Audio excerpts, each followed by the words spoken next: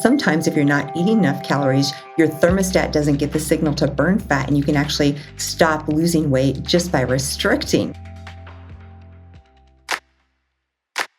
Welcome to the Betty Rocker Show, the place to be to nourish your mind, love your body, and rock your life. What's up, rock stars? Coach Betty Rocker here. Thanks so much for joining me today. I've got Dr. Jill Carnahan back on the show, and we're talking all things women and weight loss, including the underlying causes of weight gain, stress, your thyroid, what tests she runs and how she reads the results, who intermittent fasting and the keto diet actually work for and who they don't, plus tips for women transitioning to menopause, supplements to support your health, and so much more. If you happen to listen to our first interview together earlier in season 2, you'll know she's my personal doctor and helped me through the mold exposure I had that caused a lot of health problems for me. She's a tremendous functional medicine practitioner with a wide range of skills who helps her patients find the root cause of their illness and identify nutritional and biochemical imbalances that may be contributing to their symptoms. She uses cutting-edge lab testing and tailors the treatments to specific individual needs, which is really the gold standard in medicine, in my opinion. I know you're going to really enjoy this conversation, so without further ado, join me in welcoming Dr. Jill Carnahan back to the show. Welcome back, Dr. Jill. How nice to see you again. Thank you. So excited to be here as always. Yay. Well, we have been having so many ongoing conversations, and I just want to update the listeners about my mold journey because you and I discussed this some time ago, and I was towards the tail end, I would say, of my healing.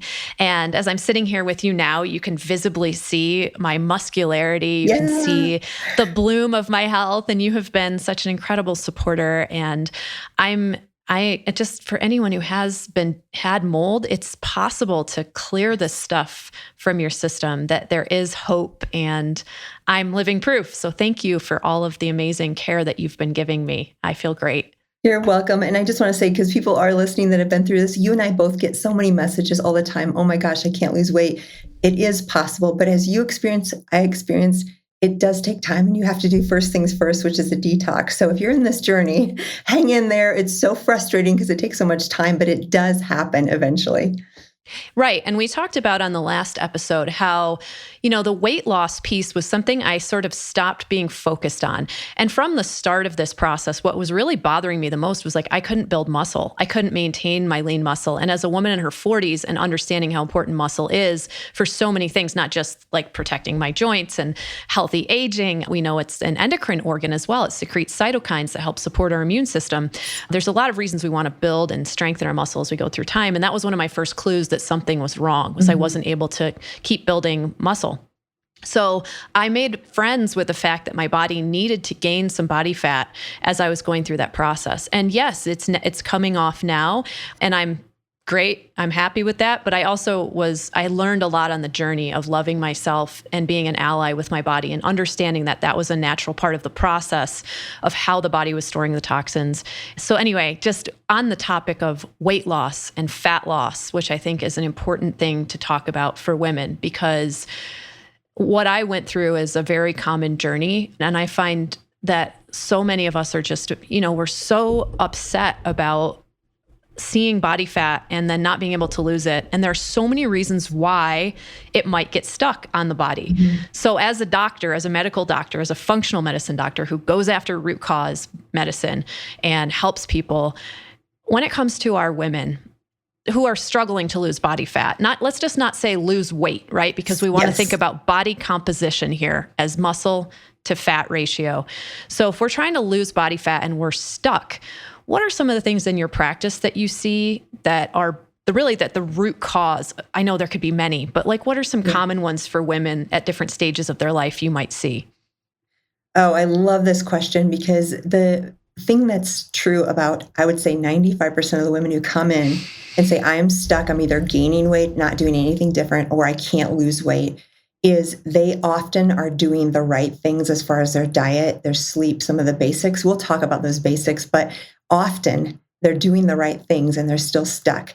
And when that happens, and especially in the case you and I have had mold experience, what happens with mold is the toxins that mold produces will block the leptin receptors. And when leptin receptors are blocked and dysfunctional, you could almost stop eating, which is not a good idea, obviously, and you wouldn't lose weight because your body no longer has the capability to burn fat no matter what you do. So it's incredibly frustrating. One of the clues is all of a sudden, if you have a 30 or 40 pound weight gain without doing anything different, the first question I ask is, have you moved recently? Has there been water damage? And we talk about clues to possible water damage and toxin exposure, because the big thing here that I want to talk about is toxins will cause resistant weight loss. And mold is the biggest one that you and I have both experienced, but there's other toxic loads. And what our body does to protect us is dilution is the solution to pollution. You've probably heard that said before. So our body is trying to, yeah. So our body is trying to protect us. It's doing what it's created to do, and that's dilute our fat-soluble toxins by putting extra padding there so that dilutional effect keeps us from getting really sick from the toxins. So if anything, again, you and I have learned to love our bodies in the journey. And one of the things I think is we have to actually thank our body for being so good to us, to help us, to protect us from that toxic load that otherwise might take out our brain or our nervous system or other things. So usually what happens when that toxic exposure, the body starts to put on weight to protect itself, and it's doing what it knows to do. So the way to weight loss, in this case, you first have to look at detox, and you first have to go through that process, which typically, frustratingly, can take 6 to 18 months. And then you can lose weight, but not until after you do the detox. Sure. So mold and environmental toxins can be one of the root causes of unexpected or weight gain that we're not expecting, and we don't know what the root cause is. What are some other causes of this? We've talked, you mentioned that we mentioned that there's the basics. For me, we talk a lot about the 4 pillars of health, the basics being sleep, nutrition, exercise, and stress management. And I think when we're getting those, we're dialing those in as best we can. That's great. But then there can be other root causes. I mean, stress is such a big, it's like the elephant in the room that you can't see because it's just taking up so much space. I myself have experienced adrenal fatigue in the past, and I think you may have, I may have read that you have as well. I think that's one that's really hidden in plain sight with how stressful people's lives are. Tell us a little bit more about this catchphrase, adrenal fatigue, because it's often poo-pooed out there in the world, but it's a real condition that people experience. Yes. So we talked about toxins. Let's talk about adrenal fatigue and other things that I want to go to. Sleep is a big deal because if someone is hypoxic or not oxygenated at night, they will also have completely resistant weight loss. But we'll talk about the thyroid, and we'll talk about infections that might surprise you. So we'll go to those things later. Adrenals, this is big. This is one of my biggest lessons. Most of my life had pretty high cortisol. I functioned well. I was doing so many things going everywhere. But when we talk about adrenal fatigue, the language has changed a little. I still like this term because when you talk to patients, people get it oh, my adrenal glands, these little triangular shaped organs that sit on top of your kidneys and your low back, have kind of pooped out. Now, that's a great way to think about it. Physiologically, it's a little different because our body is kind of adaptive to stress. And so now it's more, we call it HPA axis dysfunction, because it can go up and down, and it doesn't always just go down and crash. It can go depending on stress levels. But the adrenals are HPA, huge. Can I just say, let me see if I can say it right. Hypothalamic pituitary axis. So this is the master regulation of your metabolism and of your brain and all, not your brain, but your metabolic function. Yeah, it is the master orchestra for your hydration, your weight loss, your thyroid, your adrenals, your female or male hormones. And so it masterly regulates all that. But it also controls every organ like the thyroid or the adrenal. We have the key organ. And then up above that, from the pituitary, we have instructions coming out from there. Like in the example of the thyroid, we have thyroid releasing hormone going to the thyroid, and then thyroid stimulating hormone, and then thyroid hormones. We have this cascade, and it's a feedback loop. So if you produce too much thyroid, it'll shut down the signal to produce more. Or if you produce too little, it'll give that signal to produce more up. Adrenals are no different. So you have ACTH, which stimulates cortisol production, and that whole cascade will tell the body what to do. And it's kind of like this feedback. If you have too much cortisol, you'll shut down the pre-hormones that tell you to produce that. So adrenal fatigue, though, is still relevant in the sense of when you go like you and I have, high functioning, many hours, maybe traveling, all this kinds of stuff. And then maybe you get sick. All of these things have an effect on the production of cortisol over time. And if you push yourself too hard for too long, often the adrenal glands will stop producing the higher levels of cortisol. And usually first it'll go down in the morning and you'll have lower levels in the morning and sometimes even higher levels at night so you can't sleep. So you're exhausted when you get out of bed. I often ask people, do you have unrefreshing sleep? Do you wake up unrefreshed? That's one of those signs. Do you crave salt? That's another sign. Do you feel dehydrated? That's another sign. Adrenals regulate blood sugar. So we'll get into this in a minute because if you have dysregulated blood sugar and you are fasting and your adrenals aren't sustaining your blood sugar while you're fasting, it is not a good thing. And again, we can talk specifically about that. Adrenals also control the hydration. So the mineral corticoids will help us hang on to the volume of electrolytes and fluid in our systems. And if the adrenals are not working well and not producing cortisol, number one, we'll be more dehydrated, we'll be more urinating more frequently, we'll be more thirsty, and we'll be unable to keep our volume up, and that makes us tired. Number two, we'll be unable to regulate blood sugar when we fast. So we can only go 3-4 hours without food, or we just crash blood sugar drops, and that is not good for our system, not good for weight loss. Number three, they regulate our energy and our ability to fight infection and mount up a stress response. So if your adrenals aren't functioning, you're actually more susceptible to a serious infection. And you're also more susceptible to, say, stressors or things come about. You're not going to be able to handle stress as well. You'll feel more easily overwhelmed. And then you're also not able to keep up just with energy levels. So there's a bunch of things they do. And this weight is one of these. And this all happens because you've been pushing yourself too hard for too long, or you're just in this chronic, elevated, stressful state, right? And we know that can come from, maybe you're dealing with a lot of, like maybe it's a season in your life that you just have a lot going on.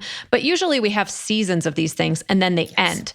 If we have chronic stress, unresolved traumatic issues from childhood, for instance, that just put us in this constant sort of fight or flight, on edge state, or if we're just under a lot of pressure at work constantly. And then we come home and we have stress at home. I mean, new parents experience a lot of stress. There's a lot of reasons why we could get really burned out, basically. So I'm glad you sort of like explained that it's an HPA dysfunction rather than just adrenal fatigue, because what you did is you set us up to understand that other systems can also be dysregulated from that, not just the adrenals. Also, the thyroid takes a hit. And I have a lot of women who write to me and say, I'm on thyroid medication, or I think my thyroid is low, or this or that, and I can't lose the body fat. I'm stuck. Like, what do I do? What do I do? So what do they do? And what is all this stuff around the thyroid? What's the dysregulation there? Oh, yes. So two things come to mind. Real quickly, I want to say, I might have said this last time we talked, but it's so fun to remember this. There's an acronym that tells us what things will stress our adrenals. It's called NUTS, N-U-T-S. Oh, and how this cool. This is classic, like in the Hans Selye's research on adrenals and stress. He saw always these 4 things will stress our adrenals. So when you hear them, you can just kind of check in with your life and say, how many of these things are going on right now?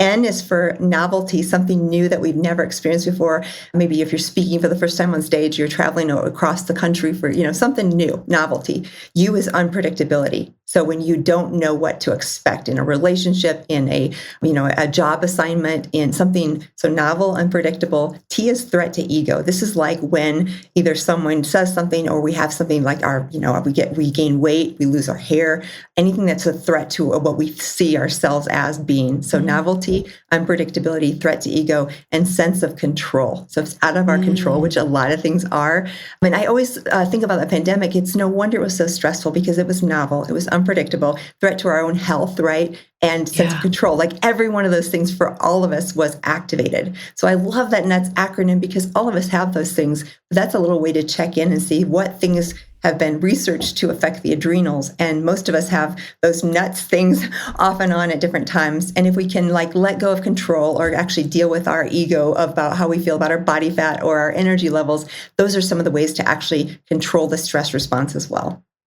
Oh my gosh. Yeah. And thank you for that generous, wonderful share. I love the NUTS analogy. I'm going to use it. I'm going to borrow it. Thank you so much.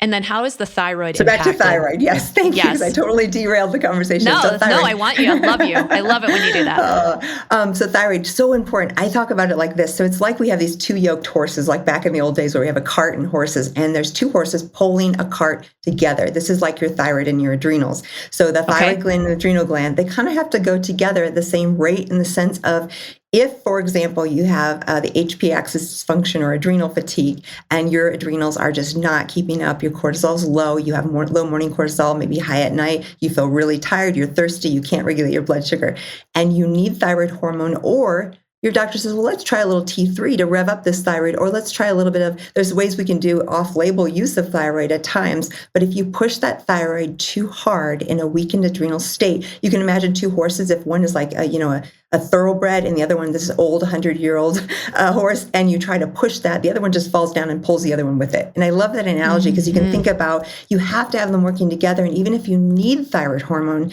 if your adrenals are not functional, you won't feel well if you optimize the thyroid in the face of adrenal fatigue or HPA axis dysfunction. You will feel worse.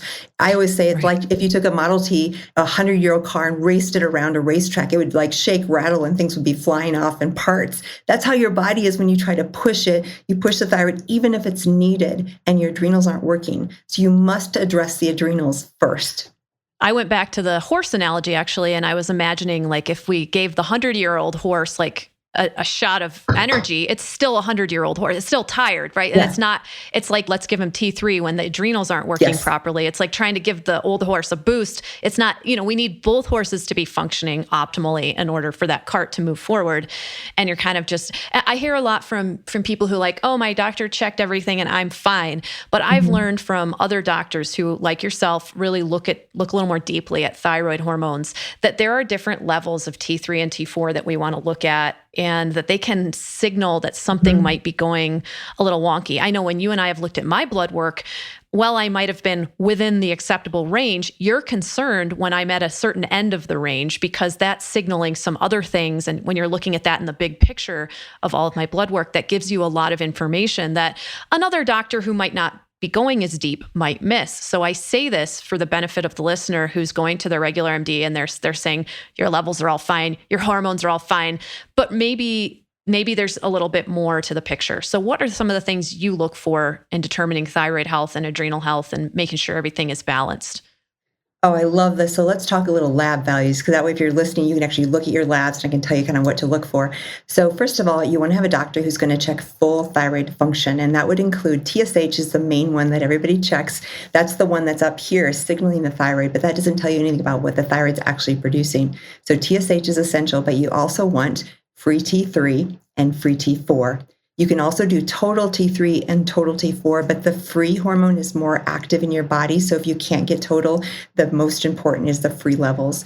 Then I always check thyroid antibodies because these would signal if you're starting to brew an autoimmune condition, and people can go for decades or at least years and have elevated thyroid antibodies and be slowly burning out their thyroid, and their TSH and thyroid hormones still look good, but they don't feel well. So those would be TPO for thyroid producing antibodies, and then thyroglobulin antibodies. Those are the two most important. They go by TPO and TGAB. That set of hormones will give you a really complete look at the thyroid. And TSH, we know from the Endocrinology Society, less than 3.0 is ideal. A lot of lab ranges will still say you're normal if you're 5 or 10. And that is not normal. You're brewing what we call subclinical hypothyroid, where your TSH is starting to rise. And again, what I do when I'm in a clinical situation with a patient is I look at the labs, then I ask them, because if they feel perfect and their TSH is 5, I might watch it. But if they're tired and their TSH is 3.5, I might treat them. So again, you kind of want to look at the patient and see, and ideally 0.3 to 3.0 is the ideal range for TSH. And I usually want people below even 2 if I'm treating them, because they're going to feel better. Then with T3 and T4, free T3, free T4, you want them kind of in the mid-range of what's optimal. When I test thyroid hormone, I have people not take their thyroid before their morning lab, so I know the trough level, like the lowest that it might go in that day, and then I take that into account, because if someone takes a thyroid hormone and then gets a lab test an hour later, thyroid hormone is pretty quickly absorbed, and it might look extra high and actually during the day be lower. So that's just like a little tutorial on thyroid hormone. And then cortisol, you can get a morning cortisol before 9 a.m., ideally anywhere from like 7, 10, 12, 15, 20. Those are all pretty normal. If you start to get below 5 in the morning, that's low. And it won't show in the lab. Again, it'll say pretty normal. But when people are like 5 or 6 and they're exhausted and they're craving salt and all the things we talked about, what I would do then is, because that's just one spot in time, the adrenals are doing this all day, I would order a 4-point cortisol test through either saliva or urine, where we look at the cortisol through the day and see what it's doing. Mm-hmm. And when Jill said it's doing this all day, she's zigzagging her hand up and down as if like a graph. I know you guys can't see us because you're listening. So that's really interesting and very detailed. So as you can see, from just listening to Dr. Jill talk about this, it's not as simple as just getting a basic panel of your blood work and looking so that the numbers are within what's considered a healthy range, right? There's a lot more to it. And that's why I always recommend, if you can, working with a functional medicine doctor or a doctor who's like going in detail about these types of things to look at this for you if you do have any concerns. So if the thyroid is dysregulated, it also creates weight gain. We can't lose body fat. So tell us about that mechanism. How does that happen and what are some signs of it? So thyroid's always the one we talk about with weight because it's the main thermogenic. It's a thing that burns calories. It is like a thermostat for calorie burning in the body. It is the main thing. And so that's why we always, like, many women are like, oh, I almost wish it was my thyroid because my thyroid looks great and I still can't lose weight. But often if you do really have hypothyroid, thyroiditis, which would be an autoimmune condition where you have inflamed and the body's attacking the thyroid, or any realm of thyroid disorder, you often will gain weight because your metabolism, your thermostat for fat burning is off, it's turned down. Mm-hmm. And what's interesting is, again, you can even maybe calorically restrict or do things in the wrong way, the wrong timing of exercise. And sometimes if you're not eating enough calories, your thermostat doesn't get the signal to burn fat, and you can actually stop losing weight just by restricting, which is, yes, frustrating for people too. We see that a lot with our women who are having disordered eating, or, a lot, just because there's all of this pressure on women of their appearance. And it's not easy to like make friends with the process of adding body fat in this culture. Yeah. It's a really hard thing to do. And for women who are looking for any possible way to lose the body fat, their first thing that they're going to is diet culture. They're not like looking for root cause of like, is it my thyroid? It's not, because we're not trained that way to think that way. And we don't have that information usually. I didn't think it was mold. I thought, it must be early perimenopause. I thought it's my hormones, but I didn't know what it was. So, one of the hot topics that we've talked about on this podcast before, and things I've spoken about around exercise specifically, is that I've advised women not to fast around their workout because I believe it elevates cortisol if you go into a workout fast and you're trying to push hard and you're restricting food around a high energy output. However, I also want to say for the record that there can be times in a clinical setting or working with a doctor where you may be advised to fast for a specific reason. And I think you just brought up food restriction and how that can mess with the thyroid. So you're a doctor who I trust. I want you to tell us as women a little bit more about, when is it healthy to fast? When do you recommend it to people? How can not eating enough mess with the thyroid? And what you think about our take on not fasting around workouts for women? I love that. And you and I have had these conversations, and it's so exciting because there's a lot of misinformation out there. I'm just going to say it. I respect so many of my colleagues who are out there talking, but not everyone should fast, and not everyone should do either intermittent fasting or ketogenic diet. There's a specific subset, right? So, and we agree on this. The people that tend to do best on either a ketogenic, which is usually described as like 80% or greater fat intake, a very high fat diet, very low carb diet, and sometimes in combination with either intermittent fasting, which could be 12 to 18 hours overnight, putting their food intake into a 6 to 8 hour period. Those people that do best on that are those who are metabolic syndrome, prediabetes, or diabetic. They basically, because diabetes, you have this predominant reliance on sugar for fuel. And one way to retrain your body to use alternative fuels like fats or ketones is to fast. So the patients who are overweight because they're diabetic or insulin resistant, or their metabolic syndrome. And of course, usually BMI is greater. I mean, it can be all different things, but their blood sugar, for example, would be typically fasting greater than 100, sometimes greater than 120, or their hemoglobin A1C might be greater than 5.5, and for sure greater than 6.0. Those are kind of the cutoffs. So that's how you would know. Or if you have a strong family history of diabetes. So there's lots of markers there. But when you're diabetic, that fasting can retrain your body to use alternatives to glucose, and it can bring down the insulin resistance. So the insulin resistance happens when you have a certain amount of calories, your body spikes up insulin really high after you take that amount of sugar in. And then that insulin does what it's supposed to do and stores that fuel as body fat and drops down your blood sugar. And you kind of chase this. Now, again, I'm going up and down with my finger all day long. So let's, for example, say you have bagel and cream cheese and orange juice in the morning. morning. All of a sudden your blood sugar goes up, the insulin is a hyperreactive, and after that it goes very, very high. And then about 2-3 hours later, that insulin being high takes away all your blood sugar. You crash down, you want more sugar, and you're chasing that all day long. That is the kind of scenario where there's insulin resistance, prediabetes, where fasting and changing the, macronutrients can really help. And now we can talk about who shouldn't do it, but that's the one case where I feel like it's really helpful.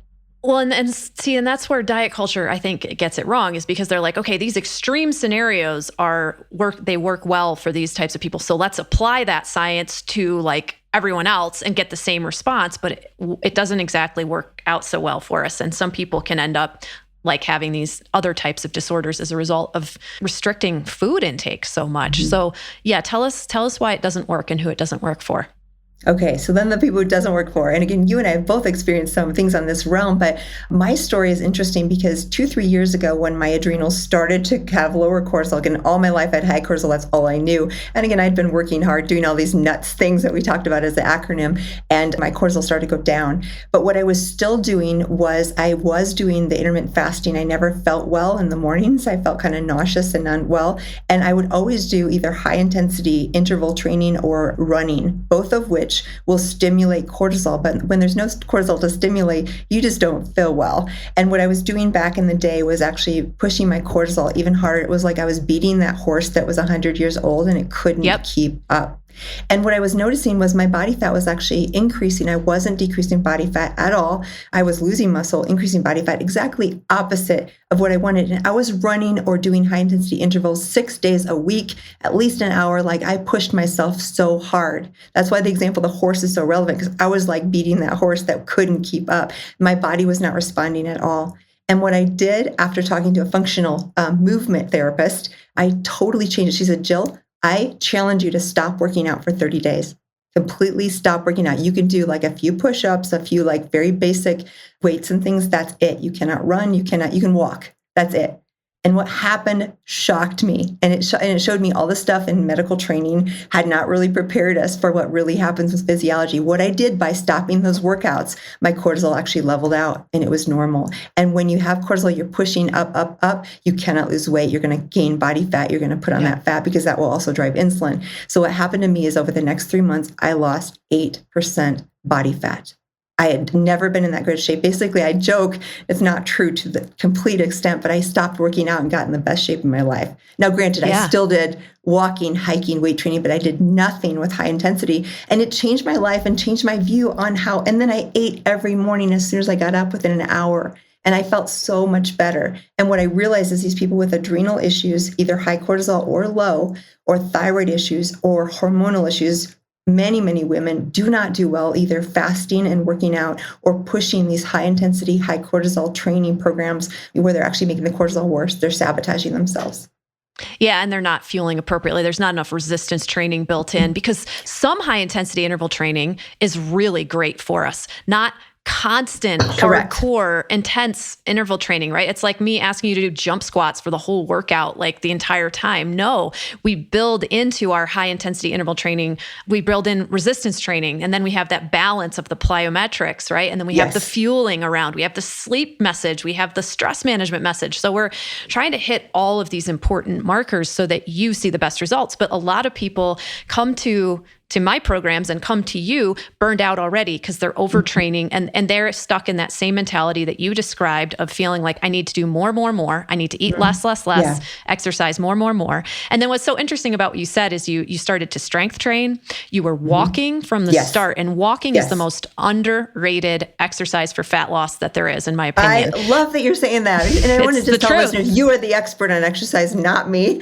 So I love referring people to you because you really know how to help women or men get to that place and combine these. And I was clueless. I was a doctor, an expert in functional medicine, but I was clueless on how to exercise. So I love that we have people like you out there because we're not trained in medical school on the tricks and things. that what you just said, I hope you guys are paying attention. That was so important. A medical doctor, a highly trained functional medicine doctor is literally saying to you, we're not trained on this. So you go to your doctor and your doctor tells you to fast so that you can lose weight. This is horrible. Dr. Jill just explained that there are specific scenarios where she would prescribe a ketogenic or intermittent fasting to a person who was dealing with a medical condition specifically. And I'm sure you would give it to them for a specific period of time. You'd check in, you'd check blood work, you'd be looking at all these different markers as you go.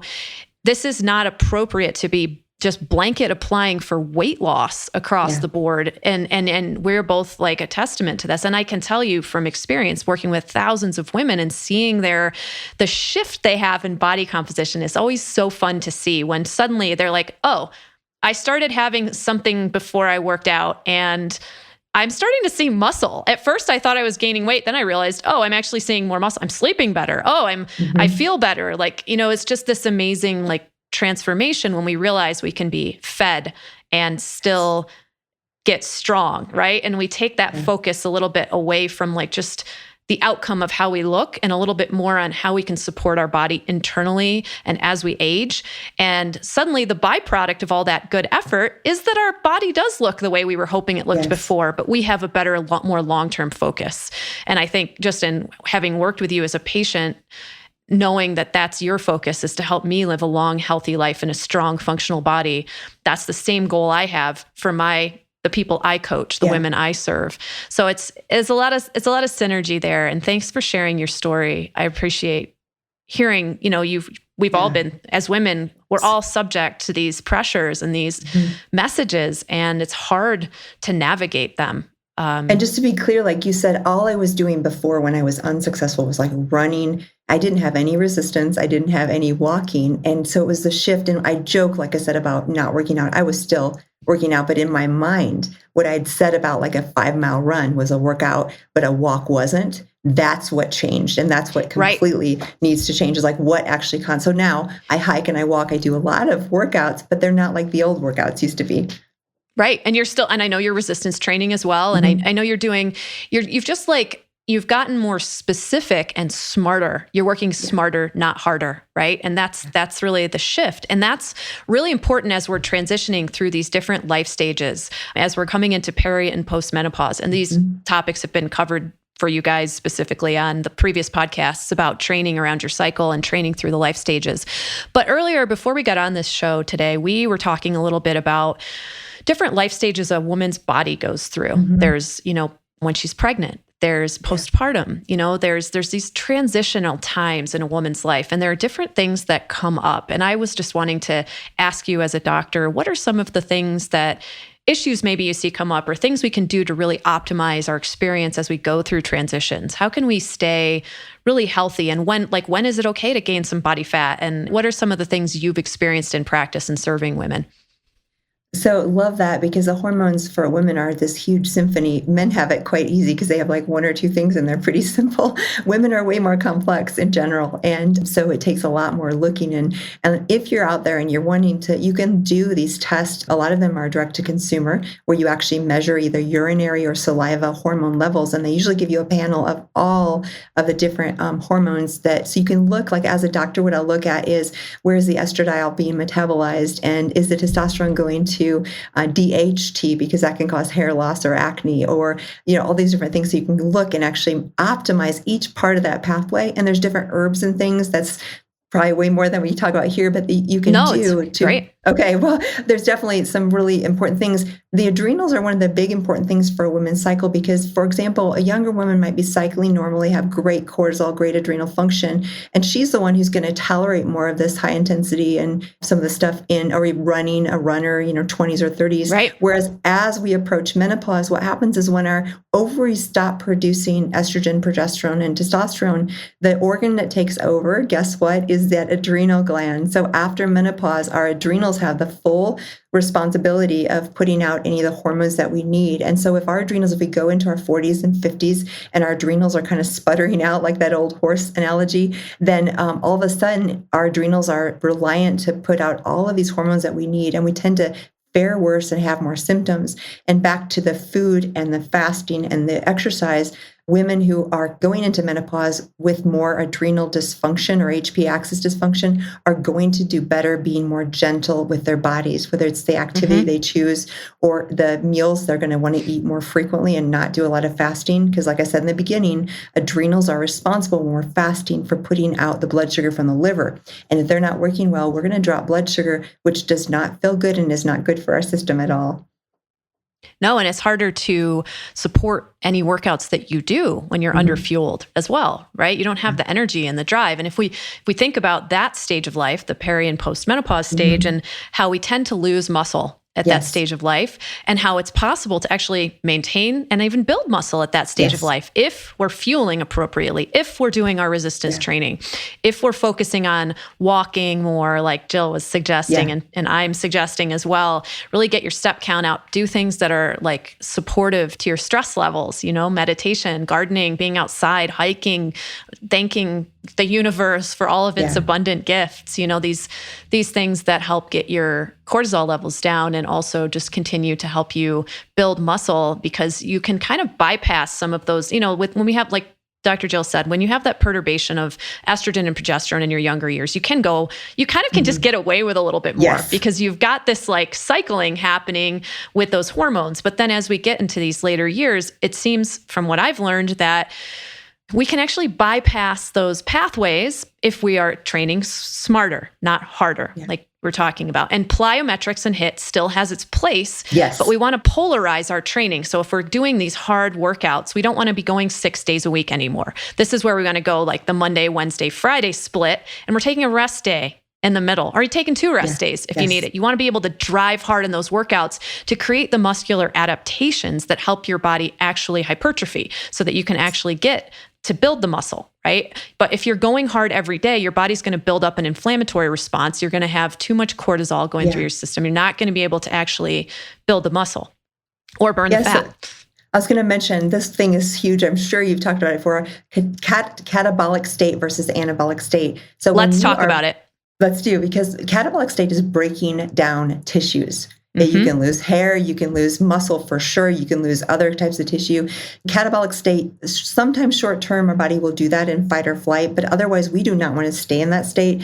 And when we push cortisol up and it's consistently very high, you're going to be in a catabolic state. That's the state I was in when I was running 6 days a week and not resting my body.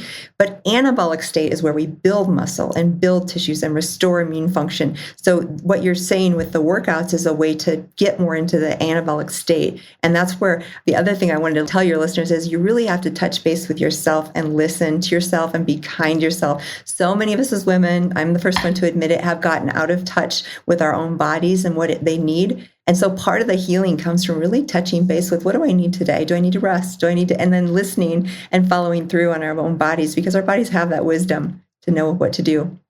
You said it, sister. I mean, we talk a lot about what creates an anabolic and a catabolic state on my blog and in my Rock Your Life group. And this is really important to hear from you and to hear in this context, because I think it just drives that message a little bit closer. I think we all need to hear things multiple times and experience them in different ways to really learn to listen to ourselves and understand what the body is communicating to us. Oh, okay. That's what's going on there. And that's why I'm keep gaining all this excess body fat. Why I can't lose it, because I'm constantly in this catabolic state, in this stressed out state. When you always have that cortisol running through your system. And we talk about how a long fast and then going into a hard workout, you're in a heightened cortisol state. And that means muscle breakdown. And you're trying to build muscle in your workout, but you're actually already in a breakdown state. Your workout breaks down muscle too. It's a healthy stress when we're healthy. And then you go after the workout and you're like, oh, I still can't eat because it's, I still got to skip my meals. No, then you're like excess catabolism and you're excess storing body fat. All this stuff just sends the wrong signal to your body. So I wondered, in the last little bit of time that we have, what other topics about women's health would you like to bring to the forefront and discuss in this conversation? Well, I was just thinking what might be really practical is just you mentioned herbs and we never talked about them. I'm going Yeah. to go through a few like little things that you can do on your own that are really simple. Obviously, if it's complex, work with your doctor. I'm not giving medical advice, but there's some very simple things. So if you're early in your 20s and 30s and having dysfunctional cycles, either shorter cycles or bad PMS symptoms or weight gain, especially in the last half of your cycle, some of the simple herbs that will usually help that time is peony flower and chaste tree. I love these for premenopausal women, or even if they're wanting to get pregnant. This is a wonderful fertility thing because it aids in your body making more progesterone. Often the deficiency in that stage of life when you're having shorter cycles or bad PMS is you have less progesterone. And those herbs will actually help support progesterone production. Then we move on to 40s and 50s when all of a sudden, initially you'll have low progesterone in or early perimenopause and high estrogen levels, and you feel cranky, you start to have skipped cycles, all this stuff. But then as you progress, you have low estrogen and progesterone. So in that early phase, DIM and calcium D-glucarate are incredibly helpful because they will modulate that excess estrogen and help your body recycle it and get rid of it. COMT is a gene that helps recycle estrogen. So if you happen to be a positive on the COMT gene, you're going to be more prone to estrogen-related types of things like I was, and I had breast cancer at 25. So that was one of those things. So recycling and processing that estrogen is huge for risk of cancer. And again, DIM, calcium D-glucarate, sulforaphanes, which are from broccoli sprouts, all of those things are really supportive, and those are supportive throughout your history. Then when you start to get perimenopausally or into menopause and you start to have hot flashes or night sweats or these symptoms and your estrogen is dropping, you probably don't want to be on high dose DIM then. You can do a little bit, but too much will actually drop your estrogen too low and give you more symptoms. Other things that you can do to support are Dan Quai and ashwagandha, rhodiola. These are adaptogenic herbs that are really wonderful for the adrenals. And if you're really depleted adrenally, some of my favorite adaptogens are Siberian ginseng and Panax ginseng. These are much more stimulating if the adrenals are flatlining. But those are just a few of the herbs. I know you've used and had some success. Is there anything I didn't mention that you really like? Oh, I really appreciate all of those are things I've experimented with it and used at different times, some on your behest. And currently I'm taking a combination of maca, which I think is pretty amazing. Yeah, really supportive for the HPA axis and also for supporting female hormone balance. Pretty much at any age, I think maca would be a gentle, supportive. And one of the things about these gentle, supportive adaptogens in particular is that they take time to work. You have to give them a little time to actually show their results from my own experience and from my research. They're not going to be like a drug or a pill. You start taking it and boom, your body's like, okay, got the memo, right? Like they're not like a hard cup of coffee. They're like a nice slow release, and they actually are talking to your body and helping your body respond. And then once they've had the conversation and they figure everything out in there, well, and it's great. Everything starts to work better, right? So maca is one that I really like. I love, and I also, another one is the Schisandra berry. Yes. Schisandra is amazing for energy boosting as well, and also stress supportive. But I take ashwagandha every day. I take eleuthero root, which is also Siberian ginseng. Yes, they're interchangeable. love that. Me too. You mentioned earlier chaste berry, which also is marketed under Vitex berry for those of you who are maybe looking for that one.